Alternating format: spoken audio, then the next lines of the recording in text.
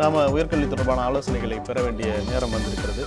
இந்த நேரத்தில் ஒரு முக்கியமான ஒரு அறிவிப்பு. இந்த ஆண்டுக்கான கல்வி சார்ந்த கடைசி நிகழ்ச்சியாக இந்த நிகழ்ச்சி கட்டமைக்கப்பட்டிருக்கிறது. பல்வேறு கல்வியாளர்கள் கடந்த 2 மாதங்களாக நிகழ்ச்சியில் பங்கேற்று அவங்க துறை சார்ந்த பல்வேறு விளக்கங்களை கொடுத்தாங்க. இன்றைக்கி கூட கல்வி ஆலோசகர் சுஜித் நம்மோடு இணைந்திருக்கிறார். உங்களை வரவேற்பதில் மகிழ்ச்சி.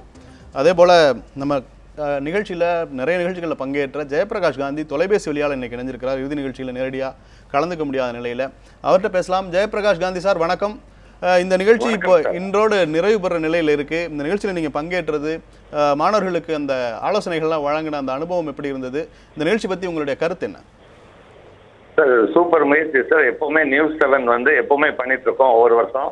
பட் இன்னும் 2 வாரம் எக்ஸ்டெண்ட் பண்ணியிருந்தால் நல்லா இருந்திருக்கும். பட் இருந்தாலும் ஒரு நல்ல முயற்சி, ஒரு தரமான ஒரு நிகழ்ச்சி இது.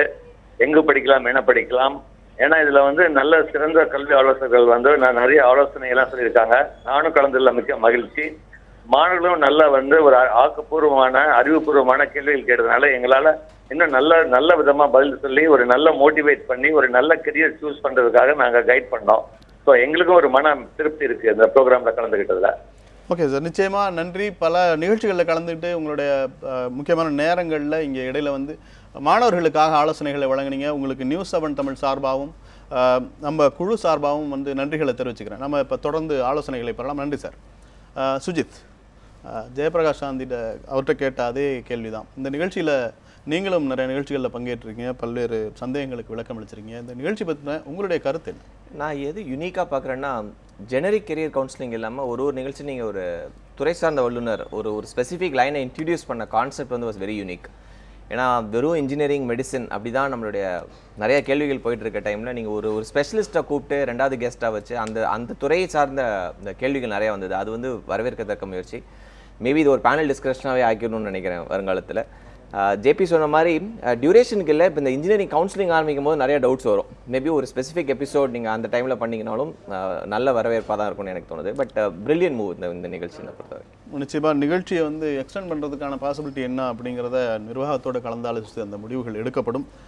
இப்போதைக்கு இந்த கல்வி சார்ந்த விஷயங்கள் நம்ம ஆல்மோஸ்ட் எல்லா டாப்பிக்கும் கவர் பண்ணிட்டோங்கிற அடிப்படையில் தான் இந்த முடிவை எடுத்திருப்பாங்கன்னு நினைக்கிறேன். இப்போ இன்னும் சில நாட்களில் கவுன்சிலிங் தொடங்க இருக்குது. இப்போ கவுன்சிலிங்க்கு தயாராகிற மாணவர்கள் என்னென்ன விஷயங்கள்லாம் ரெடியாக வச்சுக்கணும்? இல்லை, apart from documentation which Anna university கொடுத்துருக்க டாக்குமெண்டேஷன், ஃபோட்டோகிராஃப்ஸ், இதெல்லாம் எவ்வளோ ஃபார்ம் கிளியராக ஃபில்அப் பண்ணியிருக்கீங்க, அது ஒரு சைடு, அது ஒரு பெரிய ஏரியா. பட் அது நீங்கள் நுணுக்கமாக நீங்கள் பார்த்துக்க வேண்டியது. கவுன்சிலிங்குள்ளே போகும்போது ஒரு தெளிவோடு போக வேண்டியது ரொம்ப ரொம்ப முக்கியம். அதாவது என்ன கல்லூரி, நிறைய பேர் கேட்பாங்க, எனக்கு இந்த கட் ஆஃப்க்கு இந்த கல்லூரி கிடைக்குமான்றா நம்மளுக்கு நிறைய கேள்வி கேட்டிருக்காங்க. ரொம்ப சிம்பிளாக சொல்லணும்னா, லாஸ்ட் இயரோட அண்ணா யூனிவர்சிட்டி கவுன்சிலிங் ரேங்கிங் பார்த்தோம். அதுக்கு முந்தின வருஷம் பார்த்தீங்கனாலே உங்களுக்கு அப்ராக்சிமேட்டாக தெரிஞ்சிடும் உங்களுடைய கட் ஆஃப் மார்க்குக்கு இந்த கல்லூரி வருமா வராதான்னு. மினிமம் 3 to 4 சாய்ஸஸோட போகிறது நல்லது. கவுன்சிலிங் கோட், அதாவது காலேஜோட கவுன்சிலிங் கோடு தான் யூனிக் ஃபேக்டர். இப்போ எப்படி சரவணபவன்ற ஹோட்டலுக்கு பக்கத்தில் நீங்கள் ஓம் சரவணபவன் போட்டால் அது இன்னொரு ஹோட்டல் பிரான்ச். அதுமாதிரி காலேஜ் பேரை வச்சு நிறைய பேர் கன்ஃபியூஸ் ஆகிடுவாங்க. அதனால் காலேஜோட கவுன்சிலிங் கோட் 4 காலேஜ் செலக்ட் பண்ணிங்கன்னா 4 காலேஜோட கவுன்சிலிங் கோடுன்னு தெளிவாக வச்சுக்கோங்க. டிசிஷன் எடுத்த பிறகு உள்ளே போய் ஏமாந்துடாதீங்க. உள்ளே போகும்போது சில பேர் பேரண்ட் மாரி நடிச்சுக்கிட்டே உங்கள்கிட்ட பக்கத்தில் பேசுவாங்க. என் பையன் இவ்வளோ மார்க் வாங்கினா, அவனுக்கு நான் எங்கள் வீட்டு பக்கத்தில் இருக்க அந்த காலேஜில் போட்டேன், நல்ல பிளேஸ்மெண்ட்டாக அப்படின்வாங்க. நம்மளால் அது வரைக்கும் பயங்கரமாக ரிசர்ச் பண்ணிட்டு போயிருப்பாரு, அங்கே போய் கடைசி நேரத்தில் மாற்றிடுவாங்க. அதனால் காலேஜஸ் மட்டும் தெளிவாக இருந்துட்டா உள்ளே போயிட்டு யார் என்ன சொன்னாலும் கேட்காம நீங்கள் எடுத்த முடிவில் தீர்மானமாக போய் கோர்ஸை செலக்ட் பண்ணிக்கோங்க. ஓகே, பல பேருக்கு தேவையான ஒரு ஆலோசனை சொல்லியிருக்கீங்க. அடுத்தபடியாக வாட்ஸ்அப் வழியால் ஒரு கேள்வியை நம்ம பார்த்துடலாம். சுஜித்,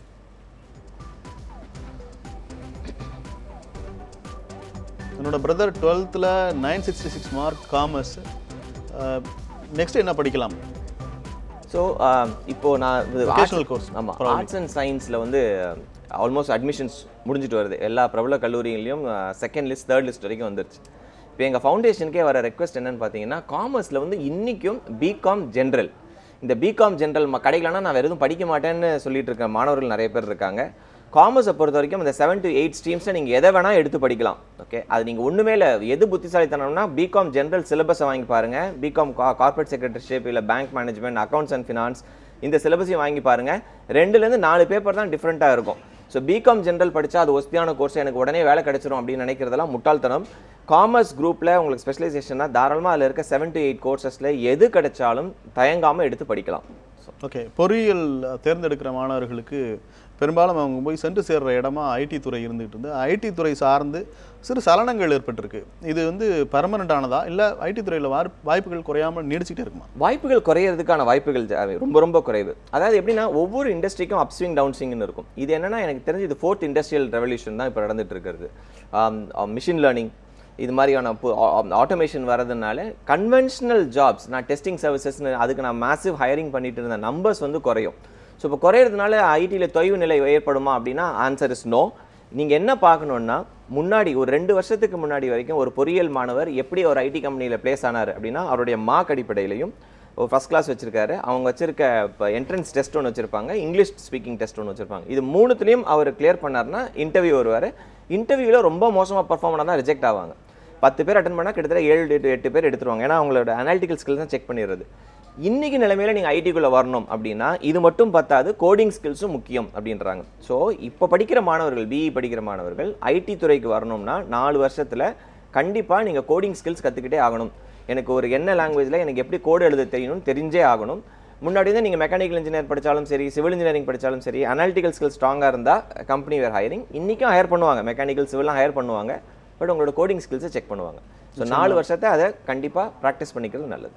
நிச்சயமாக பல பேரோட சந்தேகமாக இருக்கிறது தான் அந்த கேள்வி முன் வச்சேன். அடுத்தபடியாக சதீஷ்குமார் சேலத்திலேருந்து இணைஞ்சிருக்கிறார். வணக்கம் சதீஷ்குமார், உங்களோட சந்தேகம் என்ன? சார் வணக்கம் சார். எனக்கு வந்து ரெண்டு கொஸ்டின்ஸ் இருக்குது சார். கேளுங்க சார். என் பையன் வந்து இப்போ நிஃப்ட் பி டிசைனில் செலக்ட் ஆயிருக்காங்க. ஓகே. நாட்டா பிஆர்க்கும் செலக்ட் ஆயிருக்கான். ஓகே. அவன் ரெண்டுக்கும் எப்படி சார் டிஃபரன்ஸ் இருக்கும்? அவனுக்கு எது சார் பிரைட் ஃபியூச்சர் கிடைக்கும் அவனுக்கு அதில் ரெண்டு சார்? ஓகே, ரெண்டு விஷயம். ஒன்று NIFT national institute of fashion technology சென்னையில் அதில் கிடச்சிருக்கு. ப்ளஸ் நேட்டாலையும் அவருக்கு நல்லா இல்லை. முதல்ல வாழ்த்துக்கள். இதில் என்னன்னா இது 2 டிஃப்ரெண்ட் லைன்ஸ். இப்போ நிஃப்ட் இப்போ ஃபேஷன் டெக்னாலஜியில் தி மோஸ்ட் ப்ரீமியர் கோர்ஸ்னால் நிஃப்ட்டில் தான் இருக்க முடியும். அதேமாதிரி நீங்கள் ஆர்கிடெக்சரில் நாட்டாக கிளியர் பண்ணீங்க, உங்களுக்கு நல்ல காலேஜில் ரேங்கிங்கில் நல்ல காலேஜ் கிடைக்குதுன்னா தாராளமாக எடுத்துக்கலாம். பட் என்னன்னா இது வந்து இப்போ சார் ஈஸியா ட்ரிபிளியா இல்லை கம்ப்யூட்டர் சயின்ஸா ஐடியான்ற மாதிரி கேள்வி கிடையாது. இது வந்து 2 different areas, fashion technology and architecture. ரெண்டுமே ஆனால் கிரியேட்டிவ் ஸ்பேஸுக்கான ஸ்பேஸ். ஆமாம், but creative space in completely different area அவங்களுக்கு. ஸோ இது வந்து கண்டிப்பாக அவர் வந்து பையனோட உட்கார்ந்து பேசி எடுக்க வேண்டிய டிசிஷன். எனக்கு வந்து அதாவது நீங்கள் சொன்ன மாதிரி இன்றைக்கி இந்த நேஷனல் ஸ்கூல் ஆஃப் டிசைன் இருக்குது. டிசைன், என்எஃப்ட், நாட்டா ஆர்கிடெக்சர் ஸ்டூடெண்ட்ஸ்னால் ஜென்ரலாகவே they will be more creative. டேரெக்டாக நம்மளுக்கு இப்படி ஒரு ஆன்சர் பிளண்ட்டாக சொல்ல முடியாது. நாட்டா எடுத்து நீங்கள் ஆர்கிடெக்சர் எடுத்துருங்கன்னு சொல்ல முடியாது. பையனோட உட்காந்து பேசி தான் இவர் கலந்து இன்ட்ரெஸ்ட்டும் கண்டிப்பாக அது வந்து ஒரு very very critical factor. But ரெண்டுமே ப்ரீமியர் கோர்ஸ், இரண்டுமே சிறந்த படிப்பு. அவரோட சாய்ஸ்க்கு ஏற்ற மாதிரி அவரோட விருப்பத்துக்கு ஏற்ற மாதிரி தேர்ந்தெடுக்கலாம் அப்படிங்கிறது தான் அவரோட ஆலோசனையாக இருக்குது. அடுத்தபடியாக பாரத் சென்னையிலேருந்து இணைஞ்சிருக்கிறார். வணக்கம் பாரத், உங்களுடைய சந்தேகம் என்ன? சார் என்னோட கட் ஆஃப் வந்து 195.75. என்னோட கோட்டா வந்து பிசி. போன வருஷம் கட் ஆஃப் நான் மேட்ச் பண்ணி பார்த்தேன்னா எனக்கு எம்ஐடில வந்து இன்ஃபர்மேஷன் டெக்னாலஜி அண்ட் இஎன்ஐ ரெண்டும் கிடைக்கும். என்னோட கட் ஆஃபும் க்ளோசிங் கட் ஆஃபும் ஒன்னா இருக்கு. ஓகே. சப்போஸ் எனக்கு ஆட்டோமொபைல் மாதிரி கோர்சஸ் வந்து எம்ஐடில கிடைச்சா நான் ட்ரை பண்றது பெட்டரா இருக்குமா, இல்ல ட்ரிபிள் இசிஇ, சிஎஸ்சி, ஐடி அந்த மாதிரி கோர்சஸ்லயே ஸ்டிக் ஆன் பண்றது கரெக்டா இருக்குமா நான் கேட்கணும். ஓகே, நிச்சயமா. ஸோ ஆட்டோமொபைல், பெட்ரோகெமிக்கல், ஏரோநாட்டிக்கல் இது எல்லாமே ஸ்பெஷலைஸ் கோர்ஸ் கேட்டகரியில் வரும். இப்போ இது எப்படின்னா மாணவருடைய எந்த அளவுக்கு அவர் ரிசர்ச் பண்ணி வச்சிருக்காரு, எந்த அளவுக்கு அந்த துறையில் நாட்டம் இருக்குன்றதை வச்சு தான் கோர்ஸை செலக்ட் பண்ணணும். இப்போ ஆட்டோமொபைல் கிடைக்காத பல பேர் என்ன பண்ணுவாங்கன்னா மெக்கானிக்கல் எடுத்து படிப்பாங்க. பிஜி படிக்கும் போது ஆட்டோமொபைலில் ஸ்பெஷலைஸ் பண்ணிப்பாங்க. ஸோ நீங்கள் உங்களை பொறுத்த வரைக்கும் நீங்கள் காலேஜுக்கு முக்கியத்துவம் கொடுங்க. உங்களுடைய ட்ரீம் கோர்ஸான ஆட்டோமொபைல் தான் அப்படின்னா அது எம்ஐடியில் கிடைச்சா தாராளமாக எடுத்து படிக்கலாம். இல்லை எம்ஐடிலேயே உங்களுக்கு நல்ல கோர்சஸ் வேறு ஏதாவது கிடைச்சது, ரிலேட்டட் கோர்சஸ் ஏதாவது கிடைச்சது, மெக்கானிக்கல் மாதிரி ஏதாவது கோர்ஸ் கிடைச்சதுன்னா அதையும் எடுத்து படிக்கலாம், தாராளமாக படிக்கலாம். ஆனால் முடிஞ்ச அளவுக்கு யூஜி ஆப்ஷனை ப்ராடராக வச்சுக்கிறது புத்திசாலித்தனம். ஏன்னா ஒருவேளை அந்த 4 years is a long period. அந்த 4 yearsல வந்து உங்களுக்கு வேறு ஏதாவது துறையில் உங்களுக்கு ஈடுபாடு இருந்தது அப்படின்னா அது வந்து உங்கள் காலேஜை தான் நீங்கள் ஐடென்டிஃபை பண்ணுவீங்க. அப்போ நீங்கள் வந்து ரிக்ரெட் பண்ணக்கூடாது. பிஜி வந்து நீங்கள் அந்த ஆப்ஷனை எடுத்து படிக்கலாம். ஸோ அது மாதிரி ஆப்ஷன்ஸை ப்ராடாக வச்சுக்கோங்க கண்டிப்பாக. ஓகே, அவருக்கான ஆலோசனை கிடைச்சிருக்கும். அடுத்தபடியாக திருச்சியிலேருந்து மதன்குமார் இணைஞ்சிருக்கிறார். வணக்கம் மதன்குமார், உங்களோட சந்தேகம் என்ன? மதன்குமார், உங்க தொலைக்காட்சியை பார்க்காதீங்க, தொலைபேசியில் மட்டும் கவனம் செலுத்தி பேசுங்க. ஜெய் மெயின் மார்க்ல மெயின்ல இருந்து 80 மார்க் எடுத்துருக்கேன். ஓகே. SC caste. ஓகே. அது வந்து இது திருச்சி என்ஐடி கிடைக்கும். திருச்சி NIT கிடைக்குமா? ஜோசியம் பார்க்குற மாதிரி தான். இல்லை, நம்ம லாஸ்ட் இயர் டேட்டா பார்த்து தான் சொல்ல முடியும். ஏன்னா அது சொல்கிற மாதிரி ஒரு கம்யூனிட்டியும் சொல்லி தான் கேட்குறாரு மார்க்கு. ஓகே, அது நீங்கள் ரேட்டிங் பார்த்தாங்க நீங்கள் செக் பண்ணிக்கணும் கிடைக்குமா கிடைக்காதான்னு. இந்த வருஷத்துக்கான எந்த வகையான ஸ்டாட்டிஸ்டிக்ஸும் இது வரைக்கும் வெளியில் வரல. ஓகே, பொதுவாக இந்த மாதிரியான ஆலோசனைகளை கேட்காம இருக்கிறது நல்லது. ஏன்னா அதை வச்சு கிடைக்குமா கிடைக்காதான்னு தெரிகிறது மூலமாக எந்த விதமான முடிவும் நீங்கள் எடுக்க போகிறதில்ல. இந்த மாதிரி கேள்விகளானால் தொலைக்காட்சி நிகழ்ச்சிகளில் கல்வி சார்ந்த ஆலோசனை வழங்குகிற நிகழ்ச்சியில் தொடர்ச்சியாக கேட்கப்படுற ஒரு கேள்வியாக இருக்குது. அந்த கேள்வியை கேட்குறவங்க அதுக்கு பதில் பயனுள்ளதாக வேறு ஏதாவது அவங்க கேட்டு இந்த நேரத்தை ஒரு இந்த கால் கிடைக்கிறது அப்படிங்கிறதே ஒரு கஷ்டமான ப்ராசஸாக இருக்கும்போது அது கிடைக்கும்போது அதை பயன்படுத்திக்கணும் அப்படிங்கிறது தான் நம்மளோட இது. அடுத்தபடியாக வாட்ஸ்அப் வாயிலாகவும் நம்மள்ட்ட நிறைய கேள்விகள் முன் வந்திருக்கு. அந்த மாதிரியான ஒரு கேள்வியை நம்ம பார்க்கலாம். Hi sir, I am Alageswaran from Namakkal. என்னுடைய இன்ஜினியரிங் கட் ஆஃப் 172. நான் ஏரோஸ்பேஸ் படிக்கலாம்னு இருக்கேன். MITயில் கிடைக்க என்ன பண்ணணும்? அதர் காலேஜில் கிடைக்க என்ன பண்ணுறது சார்? ஆக்சுவலாக கிடைக்கிறதுக்கு என்ன பண்ணுறதுன்னா ஒரு நல்லா கட் ஆஃப் இன்க்ரீஸ் ஆகிருக்கணும். அது இருந்தால் தான் MIT மாதிரி இன்ஸ்டியூஷனில் 172க்கு கண்டிப்பாக கிடைக்காது MITயில். ஓகே. செகண்ட், இந்த ஏரோநாட்டிக்கல் இன்ஜினியரிங் படிக்கிற மாணவர்களும் எங்களுக்கும் நிறைய பேர் வருவாங்க, ஃபவுண்டேஷனில் படிக்கிறவங்களும். சரி, ரொம்ப சிம்பிள். நீங்கள் ஏரோநாட்டிக்கல் இன்ஜினியரிங் படித்து அடுத்து என்ன பண்ண போகிறீங்கன்ற அந்த தெளிவு இருக்கான்னு முதல்ல நீங்களே கேட்டுக்கோங்க. ஓகே, பல பேர் என்ன நினச்சிக்கிறாங்கன்னா ஏர்க்ராஃப்ட் மேனுஃபேக்சரிங் கம்பெனியில் நான் போய் வேலை செய்ய போகிறேன். இந்தியாவில் ஒரு மேனுஃபேக்சரிங் கம்பெனி கூட கிடையாது HAL தவிர. அப்படி ஒர்க் பண்ணணும்னா உங்களோட ட்ரீம் கம்பெனி போயிங்காக இருக்கணும். நீங்கள் சியாட்டில் USAவில் போய் ரீலோகேட் ஆகி அங்கே ஒர்க் பண்ணுற மாதிரி இருக்கணும். இல்லை, நிறைய பேர் என்னென்னா அப்துல் கலாம் சாரை பார்த்துட்டு நான் வந்து DRDOவில் போகணும், சயின்டிஸ்ட் ஆகணும் அப்படின்றது. அவர் இப்போ அந்த ரீசெண்டாக கரூர் மாணவர் அந்த சேட்டலைட் பண்ணதுலேருந்து இப்போ எங்ககிட்ட வர ரெக்வஸ்ட்டு நிறைய வந்து நானும் சேட்டலைட் பண்ணணும் சார் அப்படின்றாங்க. ரொம்ப தெளிவாக நீங்கள் ஏரோநாட்டிக்கல் படிச்சுட்டு திருப்பி நீ IT கம்பெனிக்குள்ளே வரணும், இல்லை வேறு ஏதாவது ஒரு கோர் கம்பெனிக்குள்ளே போகணுன்னா அது மாதிரி உங்களுடைய 4 இயர்ஸை நீங்கள் வேஸ்ட் பண்ணுற மாதிரி முட்டாள்தனம் வேறு எதுவும் இருக்காது. ஸோ தெளிவாக இருந்தீங்கன்னா மட்டும் ஏரோநாட்டிக்கல் படிங்க. மேற்படிப்பு படிக்கிறதுக்கு உங்களுக்கு வசதி இருந்தால் மட்டும்தான் அந்த கோர்ஸை செலக்ட் பண்ணுங்கள். நானும் படிச்சுட்டு நானும் ஏரோநாட்டிக்கல் இன்ஜினியர் பிளெயினில் போய் நான் பறக்க போகிறேன். நிறைய பேர் அதை நினச்சிட்டு இருக்காங்க. பைலட் ஆகிறதுக்கு ஏரோநாட்டிக்கல் படித்தா நான் பைலட் ஆகிடுவேன். அது வந்து ரொம்ப தப்பான கருத்து. இவங்களோட 172க்கு ஏரோநாட்டிக்கல் இன்ஜினியரிங் கிடைக்கும், கண்டிப்பாக ஏதாவது ஒரு இன்ஜினியரிங் காலேஜில் கிடைக்கும். MITயில் ஃபர்ஸ்ட் ஷோர் கிடைக்காது. நிச்சயமாக உங்களுக்கான ஆலோசனை கிடைச்சிருக்கும். அடுத்தபடியாக சதீஷ் நாகர்கோயிலேருந்து இணைஞ்சிருக்கிறார். வணக்கம் சதீஷ், உங்களோட சந்தேகம் என்ன? சார், இது நான் பிடெக் IT முடிச்சிருக்கேன். ஓகே. நெக்ஸ்ட் நான் PG என்ன பண்ணலாம்? MTech பண்ணலாமா இல்லை MBA பண்ணலாமா? அப்படி இல்லைன்னா diploma course ethical hacking, web designing அந்த மாதிரி ஏதாவது பண்ணலாமா? அவங்களுக்கு உங்களோட ஆலோசனை என்ன? ஸோ 3 டைப் ஆஃப் கொஸ்டின்ஸ் கேட்டிருக்காரு. ஒன்று, பிடெக் IT முடிச்சுட்டு ஒரு நல்ல காலேஜில் ஒரு வேளை படித்து கேம்பஸ் இருந்துச்சுன்னா கேம்பஸ் பிளேஸ் ஆகிருக்கலாம். இல்லை IT துறையில் தான் உங்களுக்கு வரணும் அப்படின்னா நல்ல டிப்ளமா கோர்ஸஸ், சர்டிஃபிகேஷன் கோர்சஸ், நல்ல சர்டிஃபிகேஷன் கோர்ஸ் ஒன்று படுங்க. இன்னைக்கு ட்ரெண்டில் என்ன இருக்குன்றதை பார்த்து நீங்கள் ஒரு சர்டிஃபிகேஷன் கோர்ஸ் பண்ணிங்கன்னா உங்களுக்கு அதுக்கு எக்ஸ்ட்ரீம்லி ஜாப் ஓரியன்டட் கோர்ஸாக அமையறதுக்கு வாய்ப்பு இருக்குது. ஒன்று. செகண்ட், நீங்கள் MTech இல்லை அது மாதிரி ஏதாவது கோர்ஸ் பண்ணணும் அப்படின்னா, ME படிக்கணும்னா அது எதுக்காக படிக்கிறீங்கன்ற ஃபஸ்ட்டு கேள்வி கேட்டுக்கோங்க. நான் வந்து ப்ரொஃபஸர் ஆக போகிறேன், லெக்சரர் ஆக போகிறேன், அது மாதிரி டீச்சிங் லைனில் போகணுமான்னு பாருங்கள். உங்களால் அப்ராட் போய் படிக்க முடியும்னா MS IT தாராளமாக எடுத்து படிக்கலாம். எனக்கு ஐடியிலே வேண்டாம், கம்ப்ளீட்டாக வேணாம், நான் MBA தான் படிக்கணும்னா என்னுடைய ஸ்ட்ராங் ரெக்கமெண்டேஷன் MBA படிக்க போகிறதா இருந்தால் மினிமம் 2 இயர்ஸ் ஒர்க் எக்ஸ்பீரியன்ஸோட போய் MBA படிங்க.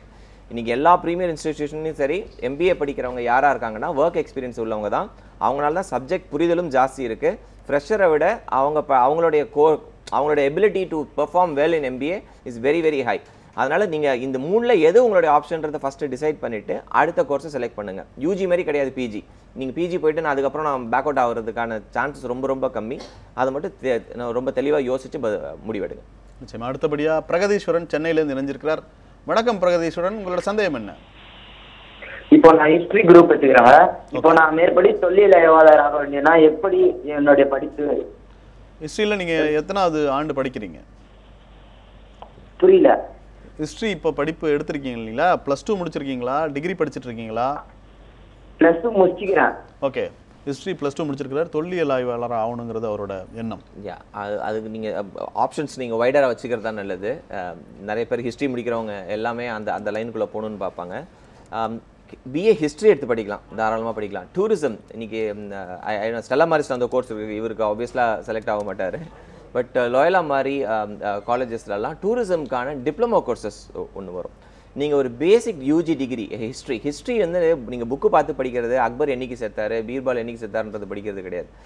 It's a fascinating course to go travel see places. அதோட ஒரு டூரிசம் டிகிரி வந்து உங்களுக்கு ஒரு டிப்ளமா கோர்ஸ் இருந்ததுன்னா இன்றைக்கி பல அப்ராட் போகிற ஆப்ஷன்ஸ் வந்து அது மாதிரி ப்ரொஃபஷன்ஸ்க்கு அவைலபிளாக இருக்குது. அதனால் தாராளமாக ஹிஸ்ட்ரி ரிலேட்டடாகவே நீங்கள் படிக்கிறது புத்திசாலித்தனம். மேட்ச் இட் வித் ஒரு diploma degree in travel and tourism management. அது வந்து நல்ல ஜாப் ஆப்பர்ச்சுனிட்டிஸ்க்கு உங்களுக்கு வாய்ப்பு கொடுக்கும். ஓகே, அடுத்தபடியாக சேலத்திலேருந்து சுகுமாரன் இணைஞ்சிருக்கிறார். வணக்கம் சுகுமாரன், உங்களோட சந்தேகம் என்ன? சார், நம்ம எங்கள் பொண்ணு 12வது முடிச்சு +2 கொடுத்து சார் 242 மார்க் எடுத்துக்கணும் சார். சரிங்க. அது ஏதோ கால்நடைக்கு கிடைக்குங்களா? ஓகே, ஆக்சுவலாக 843 ஸ்கோர் பண்ணியிருக்கிறாங்க. பிபிஎஸ்சி எடுக்க முடியுமா அப்படிங்கிறது அவங்களோட கேள்வி.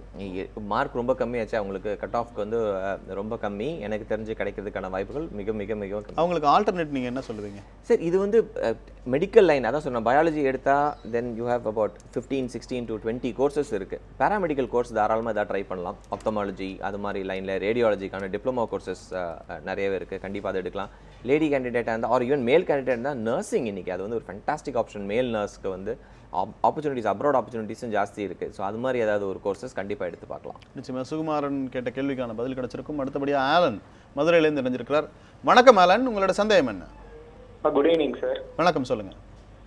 சார், நான் ஆர்கிடெக்ட் எடுக்கலான் இருக்கேன். ஓகே. என்ன மாதிரி காலேஜஸ்லாம் எடுக்கலாம் சார்? என்னோட மார்க் வந்து ஆர்கிடெக்ட் என்ட்ரன்ஸில் 88 சார். நேட்டாவில் சொல்கிறீங்க? ஆமாம் சார். ஓகே, சரி. இப்போ எந்த மாதிரி இன்ஸ்டிடியூஷன் அவருக்கு கிடைக்கிறது? சார், என்ன மாதிரி இன்ஸ்டிடியூஷன் பேர் சொல்ல வேண்டாம். பட் ஆர்கிடெக்சரை பொறுத்த வரைக்கும் ஃபர்ஸ்ட் அண்ட் ஃபார்மோஸ்ட் உங்களுடைய ஃபேக்கல்ட்டி ப்ரொஃபைல் தயவு செஞ்சு போய் பாருங்கள். காலேஜில் நீங்கள் எந்த காலேஜ் செலக்ட் பண்ணாலும், என்ன குரூப் செலக்ட் பண்ணாலும், அதுதான் the most important factor. Second only infrastructure facilities. ஆர்கிடெக்சரை பொறுத்த வரைக்கும் எந்த அளவுக்கு உங்களை வெளியில் கூட்டிகிட்டு போகிறாங்க, எந்த அளவுக்கு இன்டர்ன்ஷிப்ஸ் இருக்குது அப்படின்றதையும் பார்க்கணும். சில காலேஜஸ் வந்து நல்ல ஃபென்டாஸ்டிக் இன்டர்ன்ஷிப் ஆப்பர்ச்சுனிட்டிஸ் கொடுப்பாங்க. அது மாதிரி அதாவது இங்கேன்னு இல்லை, தமிழ்நாடுக்குள்ளே மட்டும் இல்லை, குஜராத்துக்கு அனுப்புகிறாங்க. இது மாதிரி பல சீனியர் ஆர்கிடெக்ட்ஸோட அவங்களுக்கு டைப் இருக்கும். இன்றைக்கி எப்படி நான் ஒரு ஹெச்ஆர் கோர்ஸ் படிக்கிறேன், அந்த ஹெச்ஆர் கோர்ஸ் படிக்கும்போது எனக்கு கம்பெனிஸோட தான் டைப் இருக்கும் ஃபீல்டு ஒர்க் பிளேஸ்மெண்ட்டுக்கு. பட் ஆர்கிடெக்ட்ஸ் கோர்ஸ் பொறுத்த வரைக்கும் ஆர்கிடெக்ட்ஸோட தான் அவங்க டைப் வச்சுருப்பாங்க. அது மாதிரி உங்களுக்கு எவ்வளோ டைப்ஸ் இருக்குன்றதை பார்த்துட்டு நீங்கள் டிசைட் பண்ணணும். கேம்பஸ் பிளேஸ்மெண்ட் அப்படின்றது வந்து ஆர்கிடெக்சர் நான் ரொம்ப பெருசாக இம்பார்ட்டன்ஸ் கொடுக்குறது இல்லை. இப்போ நல்ல ஆர்கிடெக்ட்கிட்ட நீங்கள் ஒரு இன்டர்ன் பண்ணிங்கனாலே அதோட ஃபேப்லஸ் எக்ஸ்பீரியன்ஸ் வேறு எதுவும் கிடைக்காது. ஸோ மார்க் ஒரு சைடு வச்சுக்கோங்க. ஷார்ட் லிஸ்ட் ஒரு 2-3 இன்ஸ்டிடியூஷன்ஸ் கண்டிப்பாக விசிட் பண்ணி அங்கே விசாரித்த பிறகு தான் நீங்கள் எந்த ஒரு காலேஜும் தேர்ந்தெடுக்கணும். நிச்சயமாக உங்களுக்கான ஆலோசனை கிடைச்சிருக்கும். அடுத்தபடியாக கார்த்திகா மணப்பாறையிலேருந்து இணைஞ்சிருக்கிறாங்க. வணக்கம் கார்த்திகா, சொல்லுங்க. சொல்லுங்க. எங்க பொண்ணு +2 முடிச்சிருக்காங்க. ஓகே. இப்போ பிசிக்ஸ் எடுத்திருக்காங்க. அது நல்ல கோர்ஸுங்களா?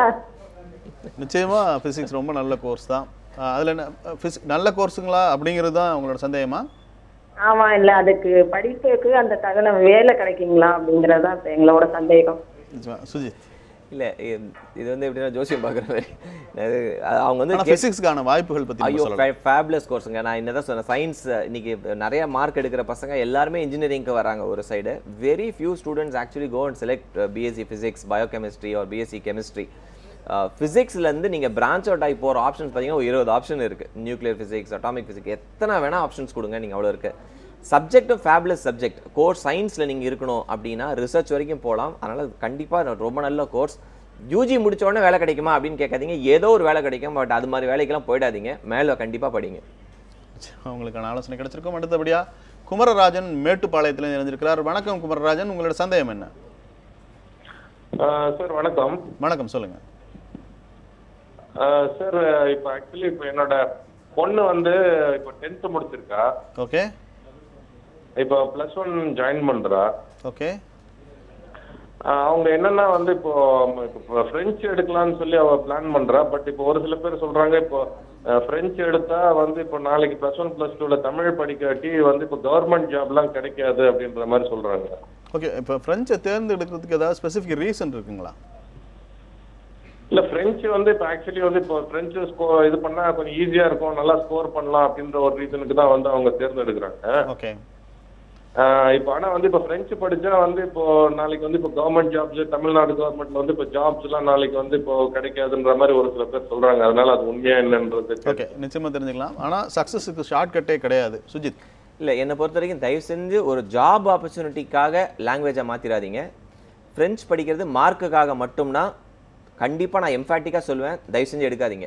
நானும் ஒரு அடிஷ்னல் லாங்குவேஜாக படிச்சுக்கிறேன் அப்படின்னா அது நீங்கள் டிப்ளமாவை படிச்சுக்கலாம். தமிழ்நாட்டில் மட்டும்தான் தமிழ் வந்து ஒன்று ஒரு 10-15 வருஷத்தில் வந்து நீங்கள் நம்ம குழந்தைங்களுக்குலாம் தமிழ் பேச தெரியும், படிக்க தெரியாது.